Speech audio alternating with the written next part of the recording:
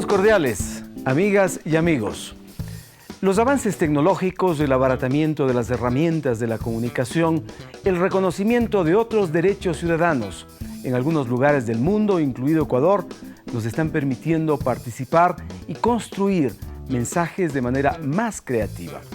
Antes habría sido muy difícil pensar en que los ciudadanos de a pie podríamos fundar y mantener una emisora de radio.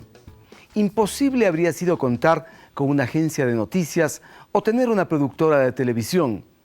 Muchos nos quejamos por la ausencia de contenidos, la pobreza de los enfoques o la manipulación de los mensajes. Pero ¿cuántos nos decidimos a construir espacios para realizar prácticas distintas a las que criticamos? El colega Francisco Herrera Arauz es uno de aquellos que decidieron fundar medios alternativos y de calidad.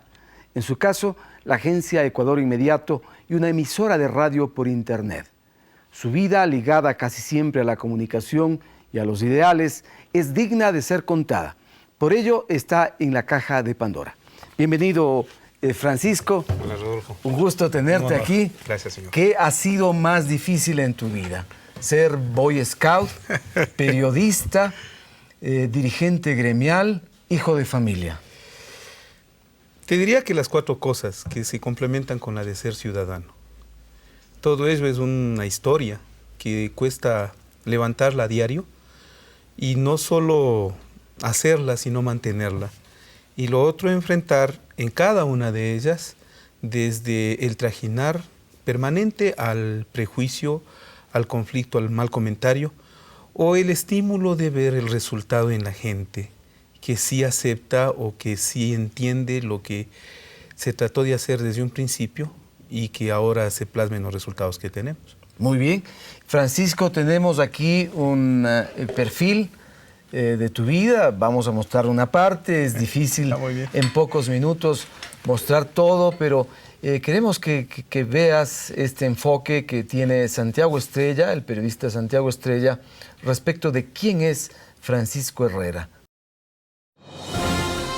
La buena noticia de hoy es que desde esta noche empezamos nuestra redifusora de Ataque en Quito a las 21 horas en el programa El Poder de la Palabra. Creo que soy alguien con muchas variaciones en su carácter. A momentos un visionario, alguien que es capaz de evidenciar lo que puede sobrevenir, y en instantes alguien que sabe replegarse en lo prudente o en lo conservador. Un asalto a la propiedad privada, eso es lo que hay, y es por eso que la justicia debe intervenir. Que por circunstancias propias o de la vida se ha enfrentado siempre a una relación muy cercana con la historia, con el poder y con la vida, con las personas. Vengo de un hogar culto, de un hogar que privilegiaba mucho la cultura y la preparación. Mi padre era un oficial de la Fuerza Naval. Mi padre era un hombre muy culto, y digo era porque falleció hace 22 años atrás. Mi madre una artesana simpática, luchadora, de un carácter fuerte. La política en casa es mi madre. Mi Paquito se educó en el Alfonso del Hierro, en la primaria. Pasó al Colegio Mejía, ahí se graduó de bachiller. Y se pasó a la universidad, que sacó el grado de licenciado en periodismo. Se graduó de doctor en ciencias políticas. Yo siempre he sido partidario de un concepto religioso profundo. Mi primera intención fue hacerme sacerdote, y cuando yo entro en los 12 años, entro en la necesaria evidencia de fe. Ya en el Colegio Mejía, pues la formación es distinta, es una formación fuerte, el cambio también es duro. Sin embargo, mi decisión no era todavía ser político ni periodista. Yo me gradué de 16 años en el colegio, en el Mejía, y siempre líder, siempre dirigente. Sufrí hasta una expulsión, fui a otro colegio, fui detenido en 2 ocasiones por la policía cuando era joven estudiante. Ya me había inmerso en la lucha política ecuatoriana. Soy actor directo de la Guerra de los Cuatro Reales, por ejemplo, en 1978. Mi primer instinto de radio sale en el 76, 77, justo cuando se daba la lucha sandinista. Entonces yo era que leía las noticias internacionales, ponía música protesta, hacía la radio política, daba discursos.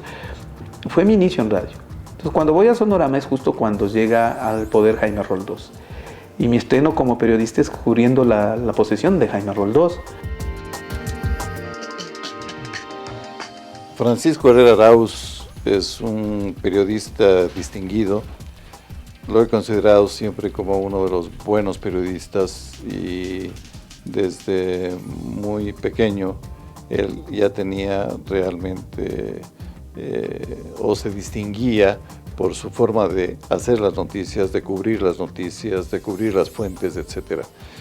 Y el 2 de octubre del 80 empiezo mis prácticas en Canal 8 de televisión. Fue director durante muchos años del informativo Noti Hoy. Cuando salió de Noti Hoy, salió exclusivamente porque fue nombrado embajador en México. Francisco, organizado y trabajador como es, antes de iniciar la misión decidió trabajar muy seriamente en una agenda nacional con distintos sectores culturales, políticos, deportivos, que serían la base de toda la misión que él pensaba hacer en México más adelante. Digamos que yo hice noticia en México, que estuve constantemente en el año y meses, varios meses, que me tocó estar, siempre estuve presente en la prensa y siempre estuve haciendo conocer del Ecuador en el arte, en la música, en los deportes, en el cine, en la cultura, en las letras, en la literatura, en la política inclusive, me tocó desempeñar una función. Hicimos la visita a la Plaza Garibaldi y cuando estaban pasando los mariachis cantando, creo que se sorprendieron mucho cuando vieron que un extranjero les pedía algunas de las canciones que seguramente ni los propios mexicanos les pedían. Y no solo eso, sino que se levanta y se pone a cantar con los mariachis. Imagínate la sorpresa de ellos cuando se enteran que es no solo un extranjero, sino el embajador del Ecuador ahí en México cantando con ellos en plena cantina. Cierta ocasión, justo cuando estábamos cuando yo estaba en Ciespal, y nos encontramos justo a la entrada de Ciespal, en la vereda en la entrada de Ciespal. Y ahí es cuando me dijo, ¿sabes qué? Me voy a poner un periódico digital. Cuando regresó al país, Ecuador inmediato fue una realidad. Y una realidad que prácticamente rompió los esquemas de la comunicación. Para todos los que estamos envueltos en esto de la comunicación, ha sido una escuela muy importante tener a Francisco al lado por su forma de hacer periodismo, por su frontalidad, por su veracidad y sobre todo por algo que nos ha inculcado a todos los que formamos parte del equipo de EcuadorInmediato.com, que es tener claro el concepto de la justicia informativa. No existía, y más bien es bueno que ahora existe y que existe mucho más, una página dedicada solamente al Ecuador, con información en Internet de Ecuador. Sí ayudó mucho el hecho de que Francisco ya tiene una trayectoria periodística anterior, no es que se inauguró ahora. Francisco no comenzó a trabajar desde Ecuador Inmediato y había hecho una larga carrera, una muy buena carrera como periodista, como entrevistador.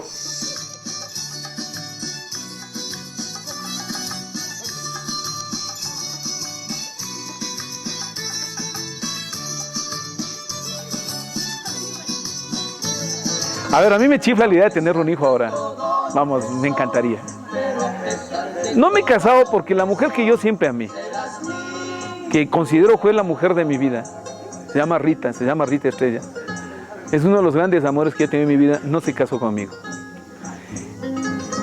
No quisiera forzar un matrimonio. Y si bien pudiera tener hijos, me gustaría que sean dentro del matrimonio.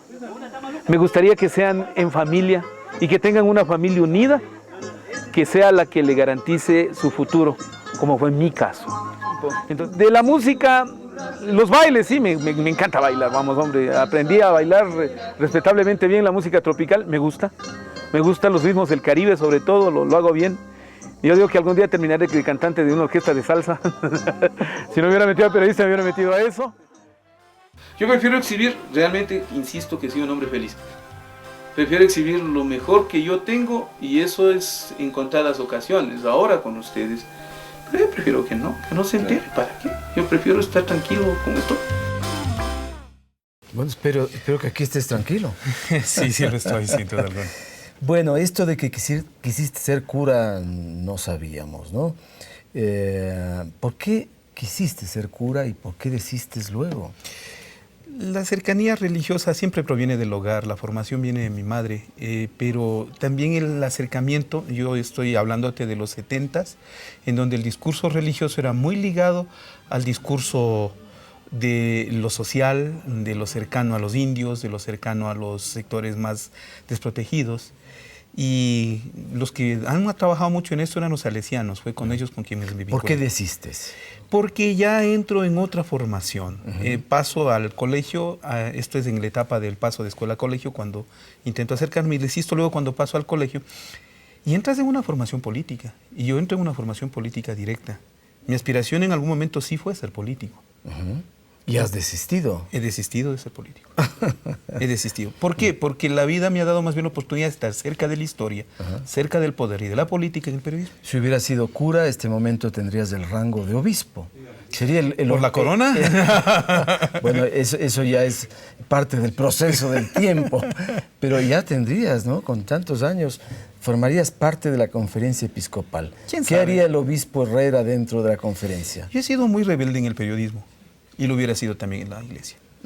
Hubiera sido muy rebelde. Difícilmente accedes al poder o a la autoridad si tienes grados de rebeldía tan altos que no te lo permiten ni te lo toleran. Estamos conversando con Francisco Herrera Arauz. Vamos a una pausa y volvemos inmediatamente para seguir charlando con él, su historia de vida, su trabajo intenso en el periodismo. Cuando volvamos tras la siguiente pausa. No se vayan, ya venimos.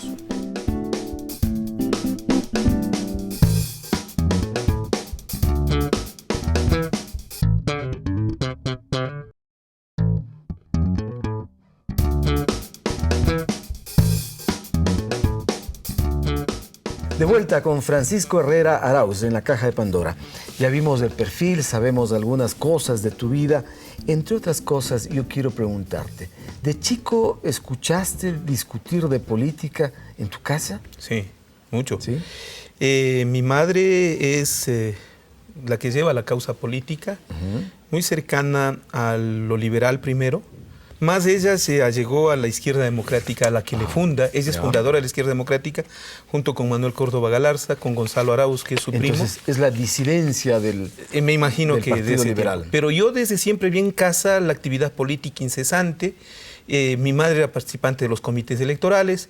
Y luego yo entro ya en esa etapa en la que escuchas, mis hermanos discuten mucho sobre política, pese a que sus formaciones son técnicas, y en mi casa siempre hay información.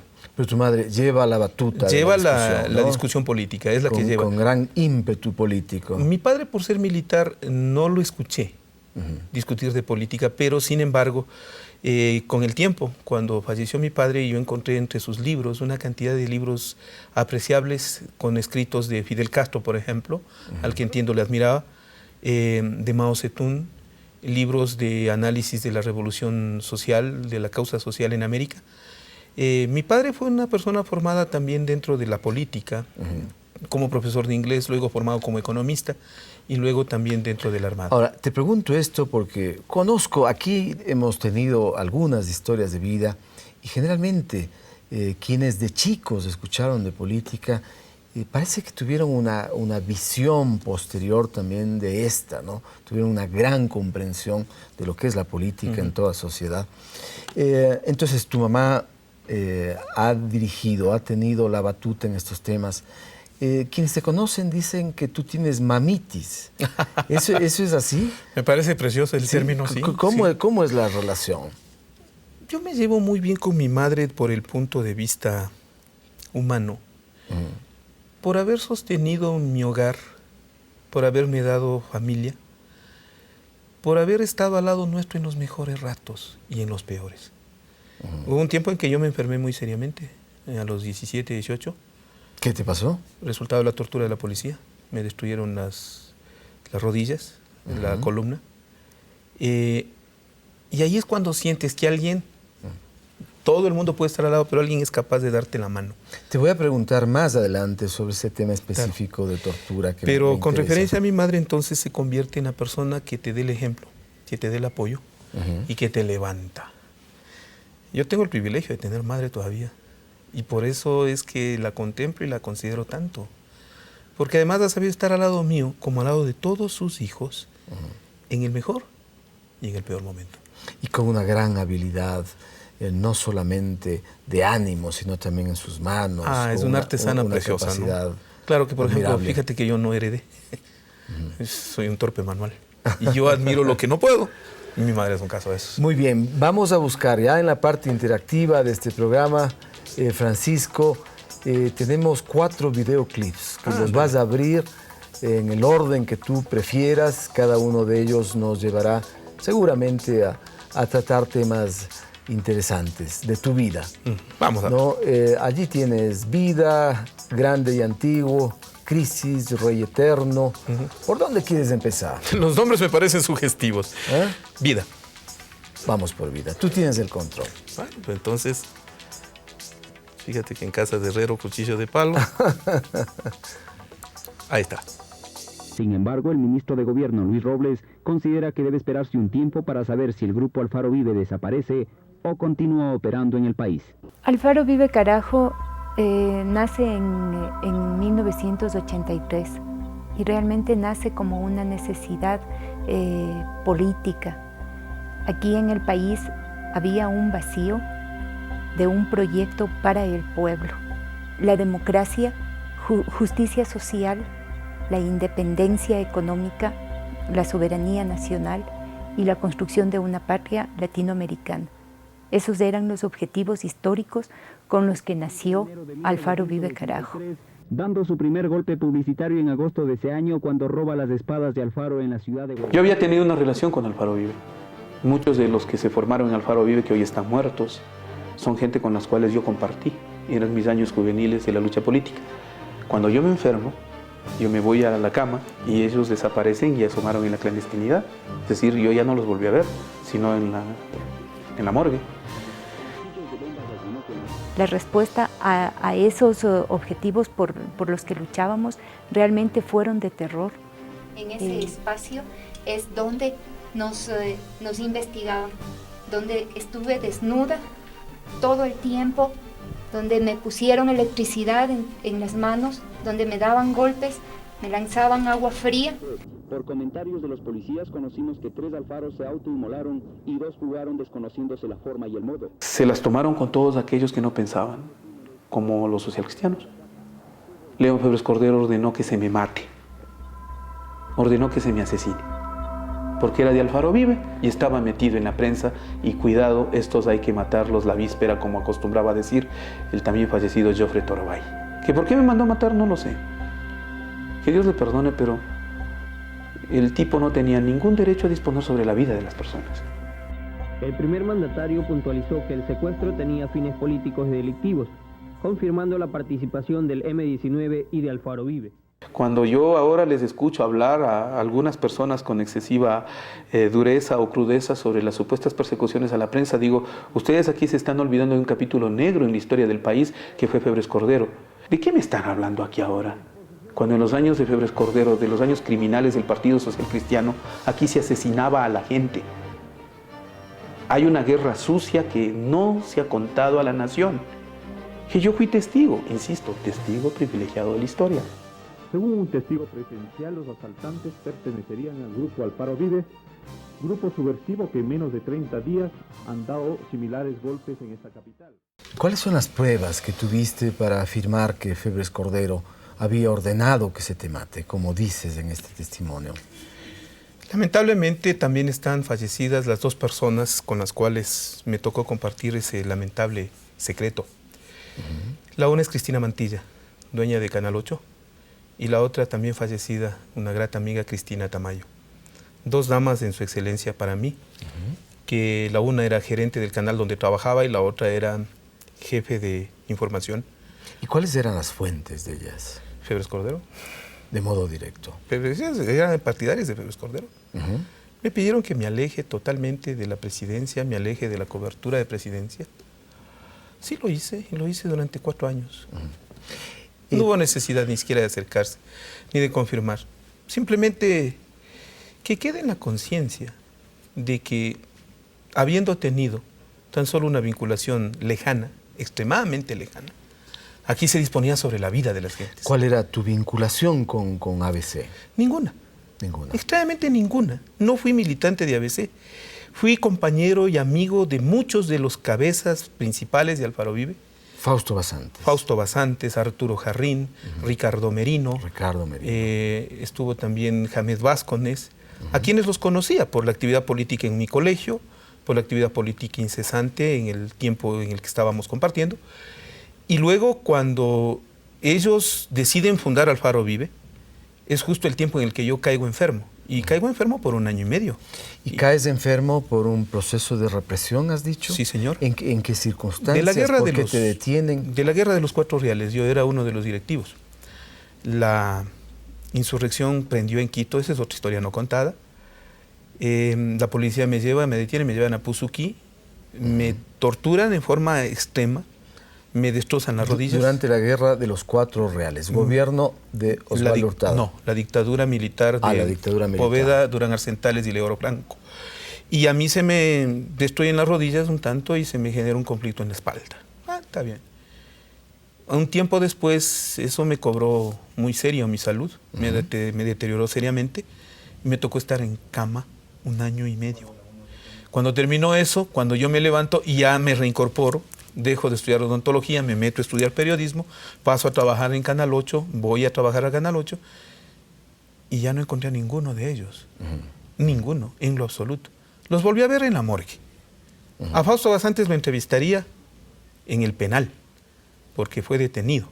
A los demás, ninguno los volví a ver. ¿Y él en la cárcel te reconoce? Claro, no, sí, además lo pedí expresamente porque lo conocí y había que hacer una noticia de su detención. Yo siempre consideré que eso era información.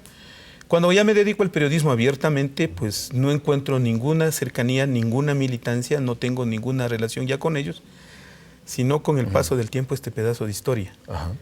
Los jóvenes, Francisco, durante las 4 o 5 últimas décadas, quizás más inclusive, han tenido una participación protagónica en la sociedad en busca de cambios, ¿no? Acorde con lo que ocurre en el resto del mundo también. Pero aquí en Ecuador, al contrario de lo que ha ocurrido, dígase en Argentina, en Chile, no ha habido procesos suficientemente fuertes, exhaustivos, que develen la situación en la que han sido masacrados, asesinados un sinnúmero de jóvenes. ¿No crees que la sociedad ecuatoriana le debe una disculpa a las familias de estas víctimas? Yo creo que nos debemos una disculpa mutua también. En parte eso no ocurrió porque nuestras Fuerzas Armadas tienen una distinta extracción, mucha de ella proveniente del sector popular, nuestra policía también. Creo que en ellos también prendió la angustia que surgía el tener que enfrentarse con muchachos que estaban en armas, me imagino yo. Los procesos de represión fueron selectivos, no fueron indiscriminados. Y creo que también de parte del sector de los insurrectos surgió una serie de tesis de violentar la sociedad ecuatoriana que definitivamente nunca acepta la violencia. Tanto que la tesis de Alfaro Vive no prosperó precisamente por eso, porque no tuvo ningún apoyo popular. Entonces, de los unos, por querer violentar la sociedad, como de los otros, por haberla enfrentado, creo que nos merecemos una mutua disculpa después de investigar con severidad y contar la verdadera historia de lo que ocurrió en ese tiempo. Muy bien, Francisco, vamos a una pausa nuevamente. Amigas y amigos, volvemos inmediatamente. No se vayan, esta es la Caja de Pandora.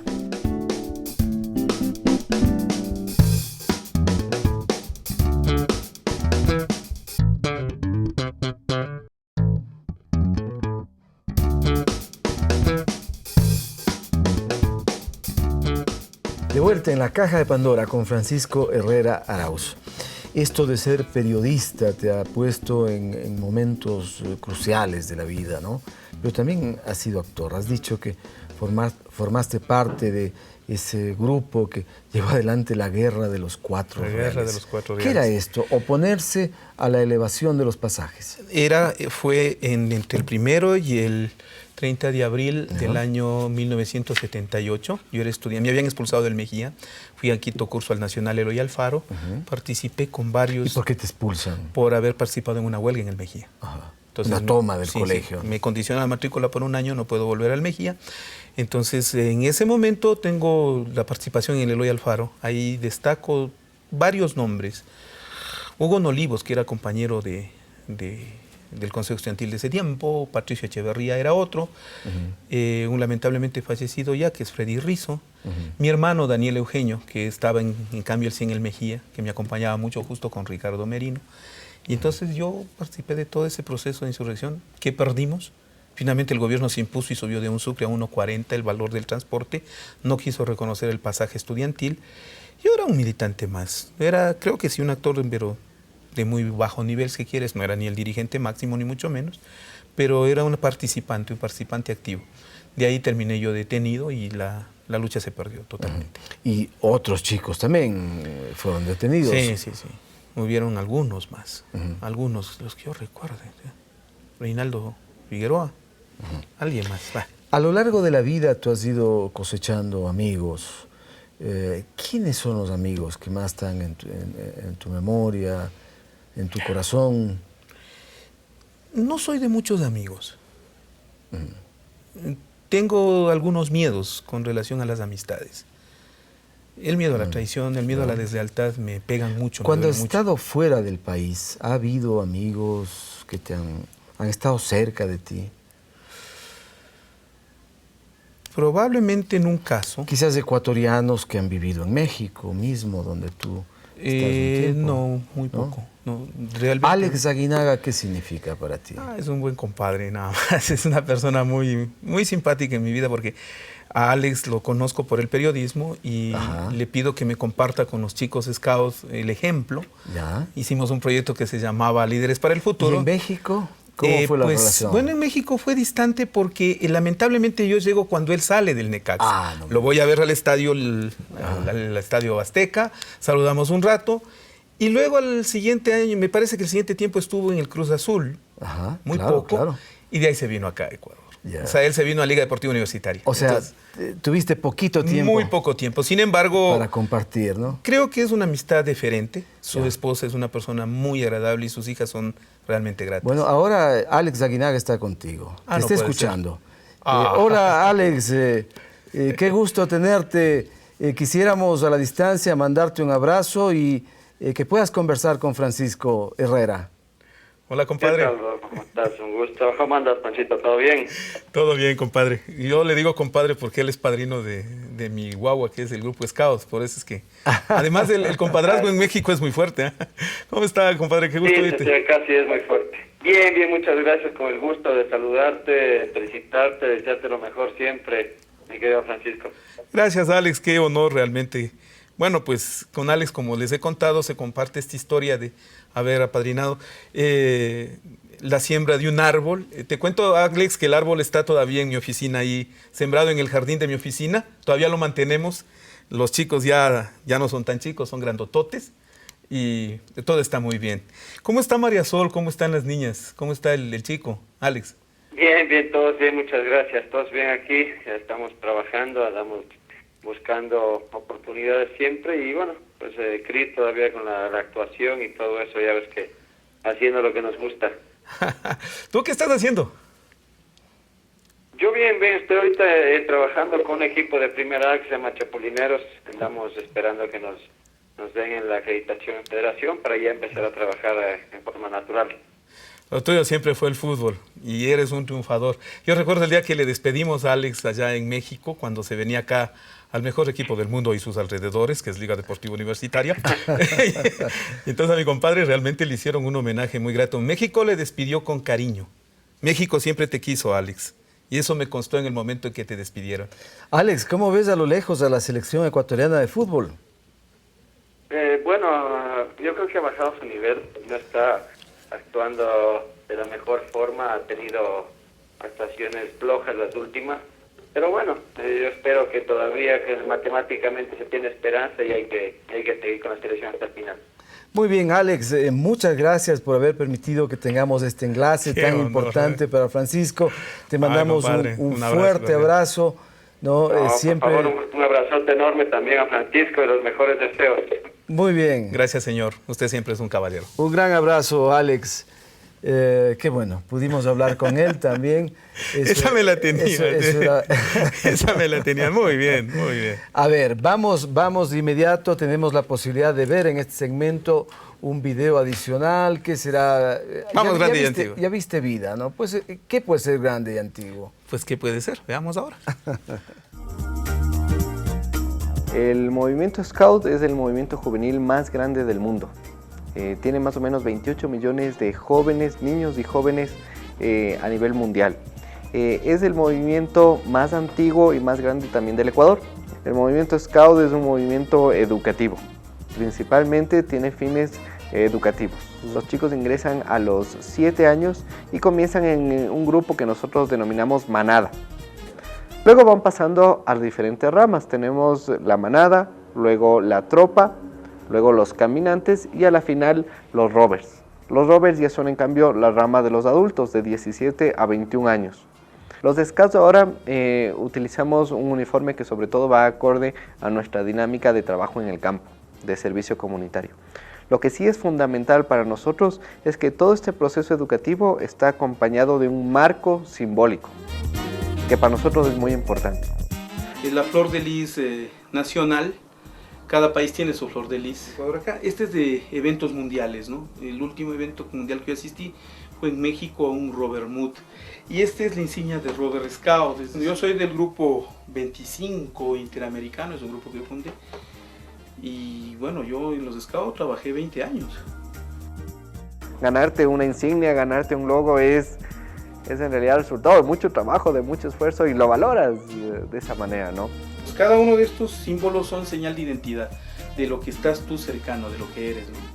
Tú vas a identificar un scout en el mundo, tal vez desde fuera porque tiene una pañoleta, pero tal vez desde dentro porque es una persona que en donde esté, en sus diferentes espacios, está construyendo un mundo mejor.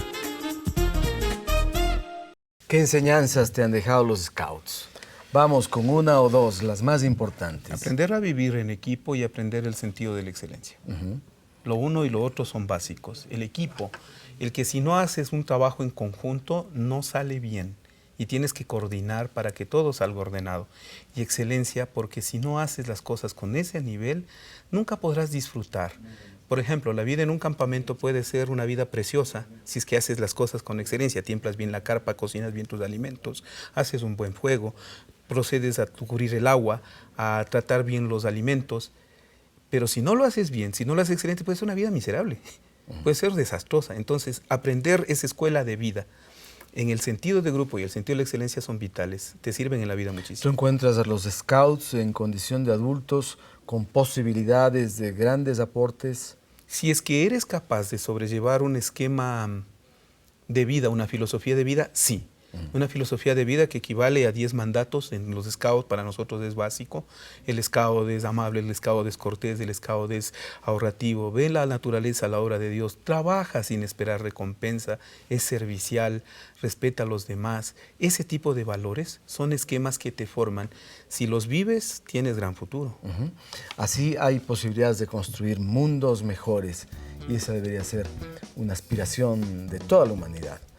Vamos a una pausa de nuevo y volvemos con Francisco Herrera para seguir compartiendo en la Caja de Pandora. No se vayan.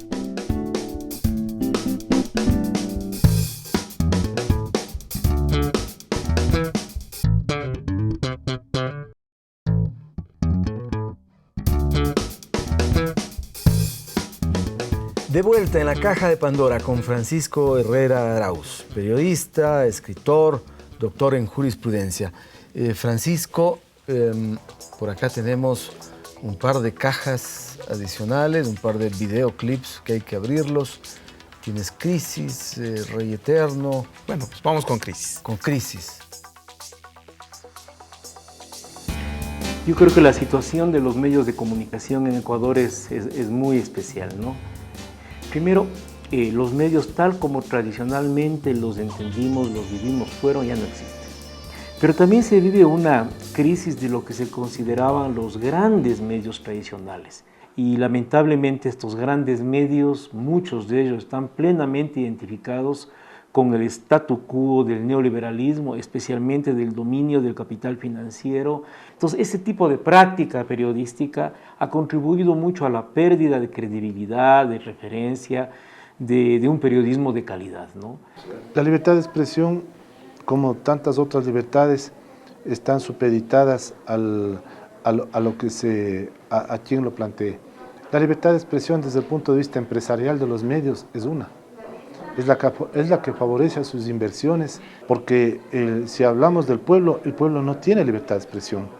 En medios de comunicación que no son de él, que son de propiedad privada, no hay voz para el pueblo. Por lo tanto, esa no es la libertad de expresión. También hay otro gran sector de gente que está haciendo o intentando hacer un buen periodismo en medios alternativos, en otros medios de comunicación masiva, no necesariamente de los más grandes. Lo más importante en este momento es una especie de reivindicación ciudadana con respecto a los derechos que se tiene con respecto a la comunicación. Esto, así como la normativa que se deduce de la nueva Constitución Política, que es un documento muy importante, quizás el más avanzado de América Latina, son los hechos más importantes que configuran lo que es la comunicación social en el país. Allí está esto de la crisis. En muchos ámbitos se discute respecto de la vigencia de una crisis mediática que preocupa, no solo en Ecuador. No. Hace más de 40 años en París, mayo del 68, los estudiantes pedían que hubiera enteros y no medios. Sí, ya era un planteamiento. Esa constituye hasta hoy una frase fundamental. ¿Crees que sigue siendo vigente? ¿No queremos medios, queremos enteros? La sociedad va cambiando tal cual le van moldeando los medios, y es algo que me preocupa. Los medios son usados para formar sociedades, para construir sociedades y hacerlas al poder establecido. Cuando alguien quiere romper ese molde, entonces es atacado, censurado y cuestionado. Eso está pasando en diversas partes del mundo, cuando se rompe el estatus impuesto por los medios de comunicación. Menos mal que han surgido alternativas en los medios de comunicación que son capaces de romper ese esquema de molde de los medios. El Internet es uno de ellos. El Internet es un camino ideal para poder superar y elevar la capacidad de la comunicación. Le democratiza finalmente la comunicación. Al principio hablábamos de que hay nuevos derechos en el ámbito de la comunicación. Nuestra propia Constitución es mucho más progresista, ¿no? Que procura que en la comunicación haya una mayor participación ciudadana. ¿Se va logrando? ¿Hay cauces que permiten llegar hacia ese ideal de participación? Está empezando, pero los medios de comunicación van a tener que, los grandes medios, los medios, los pequeños medios, van a tener que entender que de alguna manera en este momento la sociedad les exige una cosa que es vital, que su voz se vea reflejada en los medios y que la información que le den los medios sea absolutamente veraz. Y solo eso, información, no que le den pensando, no que le den criterios, sino que le permitan al ciudadano formarse su propio criterio en función de lo que el medio de comunicación le da. De lo contrario, el medio no está cumpliendo con su papel y el ciudadano le va a reclamar. En pocas palabras, ¿por qué los medios han restringido su universo de quienes interpretan la realidad? Porque ese es el poder. El poder de los medios está concentrado justamente en quienes hacen de sus palabras una realidad, de los que inventan una realidad, y si es que se contrapone a esa realidad impuesta desde los medios, entonces ahí viene la discusión, el debate, la marginación o el linchamiento mediático. Ahora, esta participación ciudadana que cada vez es mayor. En Corea hay un periódico que lo escriben cientos de miles de lectores. Así es. ¿No? En muchos países estas herramientas alternativas están posibilitando otro tipo de comunicación. ¿Crees que hacia allá debe caminar la sociedad con fuerza? La sociedad está respondiendo a una conformación de estructura distinta a la que nos hemos acostumbrado, porque quiere Y ahí, por ejemplo, es el rol más importante que tiene. Quiere tomar la palabra, quiere ser partícipe más activa de la decisión que se adopte en torno a ella, de la toma de decisiones en torno al gobierno o en torno a su vida cotidiana. Y si eso no son capaces de reflejar los medios, entonces vamos a buscar otra fórmula. Vamos a desechar esos medios y vamos a buscar otra forma. Ya que no nos vemos en televisión, ya que no nos vemos en la radio, ya que no nos leemos en la prensa, pues entonces vamos a buscar un espacio en donde nos veamos, nos escuchamos y nos entendemos. Hay una discusión frecuente respecto de la vigencia o no de la libertad de expresión en Ecuador. Sí. ¿Qué opina un periodista en libre ejercicio? En el Ecuador existe libertad de expresión para ciertos sectores, pero existe. Para ciertos sectores. Para ciertos ¿Qué sectores. significa eso? Que hay muchos ¿Que otros no tienen hay muchos libertad sectores o no tienen acceso? No tienen ni acceso ni libertad. Uh-huh. Hay muchos sectores marginados en este país que no han tenido todavía la posibilidad de estar en los medios. Y que nunca llegarán. Los sectores de estrato bajo, los sin educación, los que no tienen formación, los que no tienen tecnología, los que no tienen dinero o los que no tienen posibilidades siquiera de participar de alguna manera, que los hemos convertido en meros espectadores y a veces de espectáculos no deseables para una sociedad. Solamente son noticias si están en un accidente o cometen un acto al margen de la ley. Cuando le tumbaron a Maguad los indios, yo lo reflejo en mi libro, en Los golpes del poder al aire, los indios se fueron del poder a la mañana siguiente que le tumbaron y se concentraron en el ejido. Y me acerqué a conversar con ellos y me decían, bueno, por lo menos con vos hay como hablar, porque no nos ves ni como borrachos, ni como fiesteros, ni como nada. Así muchas veces se han sentido ciertos sectores. Nuestro sector indígena es uno de los más perjudicados en eso. El sector afroecuatoriano, por ejemplo, los sectores de sociedad marginal, a donde no llega ni el agua, menos va a llegar una cámara o quizás alguna toma de televisión. A lo sumo, algo habrá, pero no todo. En esos sectores no hay libertad de expresión, ni hay libertad de información. No llega. Y por no llegar, no existe. Estos sectores, ¿qué deben hacer? Crear sus propias instancias, los medios abrir sus puertas. La gente ha buscado formas de irse comunicando, poniendo de lado a los medios de comunicación. Eso es algo que los medios de comunicación todavía no entienden, los dueños de los medios no lo entienden todavía, que están siendo marginados de ellos y separados de ellos de la sociedad, porque la sociedad está buscando sus espacios. Los medios deberían entender ese proceso y acercarse más a la sociedad. Y la sociedad tratar de ganarse espacios en esos medios de manera consecuente, de manera que se vean reflejados, de manera que ellos vuelvan para sí y para el resto de los demás, para nuestra sociedad, se vean reflejados. Muy bien, Francisco. Conceptos muy importantes. Vamos a la pausa de nuevo, amigas y amigos, y volvemos a la parte final de este programa para disfrutar de la presencia de nuestro invitado. Ya venimos, no se vayan.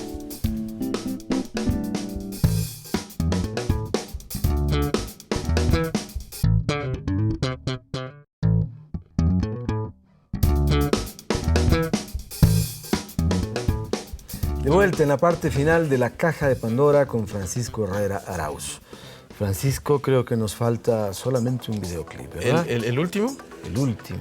Rey Eterno. ¿Qué puede ser? Exacto. O sea, yo digo, si ya me sorprendiste con los titulares, ese es el que más me intriga. ¿Qué puede ser eso? Vamos a ver. ¿Qué te imaginas? No sé. De lo que ya me han planteado, no lo presumo. Vamos. Bueno, veamos entonces. Zafemos de intriga. Allí tienes el control, ten la bondad. Abre ese último videoclip. México es un país mágico en todos los sentidos. Y cuando digo magia, digo algo que te transforma la vida, te transforma el corazón, te transforma la mente. De los lugares, una ciudad cosmopolita que guarda una inmensa cultura. Se ven, uno en el Zócalo, por ejemplo, puede estar observando por un lado la parte moderna y por otro lado la parte prehispánica y la parte de la colonia. Entonces son unos contrastes muy interesantes, ¿no? Los mexicanos disfrutamos muchísimo estar con nuestros amigos y con nuestros familiares. Por eso Francisco se sintió también en México, ¿no? Se sintió como tú en su tierra, ¿no? Porque además son culturas muy parecidas, ¿no? Tradiciones. La comida mexicana, en sí el paladar de mexicano es un paladar muy fuerte. ¿no? En todo el mundo se conoce el gusto que tenemos por el picante, como puede ser el mole, que es un conjunto de 6 o 7 chiles diferentes, que además se prepara con pan, con ajonjolí, con tortillas fritas, es decir, con maíz frito, ¿no? Y todo esto molido compone el mole. La música mexicana, el mariachi, es algo que invita inmediatamente a bailar, echarse ahí un... El mexicano, ¿no? Que aunque se ve azotado por 1000 problemas, por 1000 dificultades, se sigue sabiendo el rey, por ejemplo, ¿no? Y se reafirma, dice, yo no tengo dinero, pero sigo siendo el rey. Y ese es el espíritu del mexicano, así se vive. Ahí está, sigue siendo el rey, por eso es el rey el eterno. Rey eterno, ya le Esa entendí. es la razón del videoclip, Ya le entendí. el nombre del videoclip. El pueblo de México, donde tú viviste 2 años, se parece mucho al nuestro, ¿no? Sí. ¿Cuáles son aquellas coincidencias que nos hace parecidos? El sentimiento por lo propio, que es algo que le une muchísimo al mexicano, al ecuatoriano también, el amor a la tierra. ¿Tú crees que el ecuatoriano ya ama profundamente lo suyo? Tú ¿O solo está en ándate proceso? un tiempo afuera y vas a ver cómo el ecuatoriano El muestra. ecuatoriano que está afuera. No tienes idea tú. Pero el mexicano quiere a su país dentro y fuera. Hay mucha migración mexicana que ha llevado la cultura de México hacia afuera, por eso es tan conocida. Y la cultura ecuatoriana está comenzando a ser conocida por eso, precisamente, por toda la gente nuestra que ha salido fuera. El amor a la tierra, el amor a la familia. Claro. El amor a la madre. El ¿no? amor a la Es madre, tan la cultura por la importante madre. en Ahí el México. 10 de mayo, bueno, pues tú no tienes idea de lo que es el 10 de mayo en México. Es el amor, el cariño por lo que es propio, por lo que es suyo. Le veo muy similar en términos de la relación o la interrelación de las personas. El ecuatoriano como el Hay mexicano. afecto. Tienen mucha afectividad, exacto. Tienen mucha afinidad. Y eso nos identifica, nos parece. ¿Y la música? No, la música sí es distinta. Aun Sí, cuando, ¿no? fíjate que el Ecuador ha tenido una vinculación con México en términos musicales que casi no se ha sabido. El pasillo más representativo que tenemos, del Sombras, es el resultante de una fusión de una poetisa mexicana. Ah, qué interesante. Rosario Sansores, que es la Claro, autora. la famosa Rosario Sansores. Que hace la letra de Sombras y Carlos Brito le pone acá la letra. Y tú cantas la música. también, ¿no? Sí, pues sí. Sí, cantas un poco, ¿no? Sí, mira, me gusta. aquí tengo este sombrerito que... ¿De dónde te fuiste a sacar este? No, ya es original. Ese es de Speedy González. Te invito a que cantes. ¿Qué te parece? ¿Quieres que cante? Sí, pero con sombrero. Ponte ¿Por este qué no? sombrero. Claro lo, que sí. lo pondría, pero para la toma. Y para cantar, ¿para qué? Bueno, debes tener el sombrero porque eso es parte del espectáculo. show, del es parte del espectáculo. Está muy bien. Me lo hubieras puesto de otro color, pero está muy bonito. Muy bien, bueno, entonces creo que deberíamos poner un poco de música.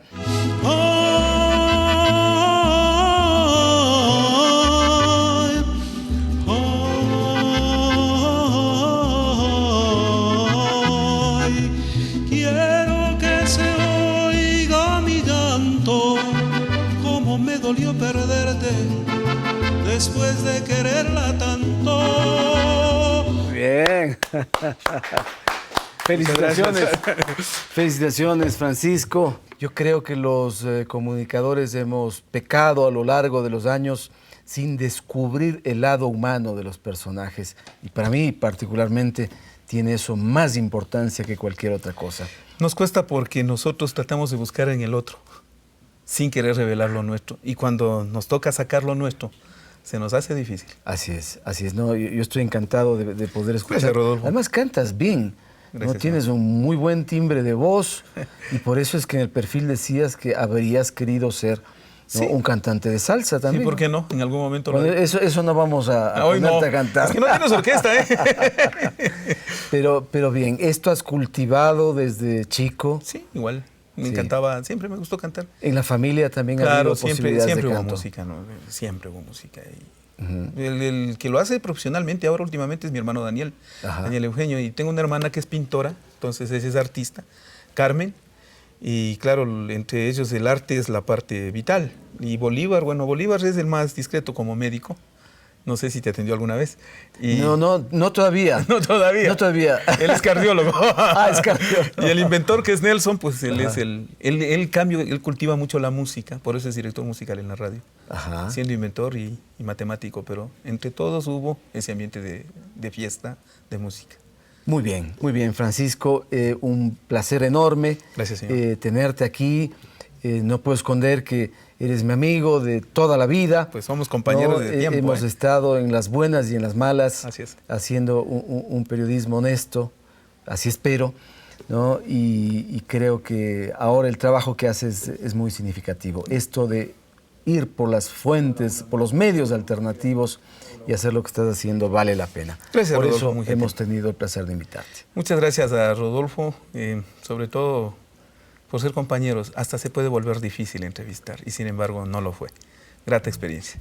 Gentil Rodolfo. A ti. Señor. Gracias, Francisco. Muchas gracias a todos. Amigas y amigos, muchas gracias por compartir también con nosotros y les esperamos la próxima semana. Hasta tanto, un gran abrazo y que pasen muy bien.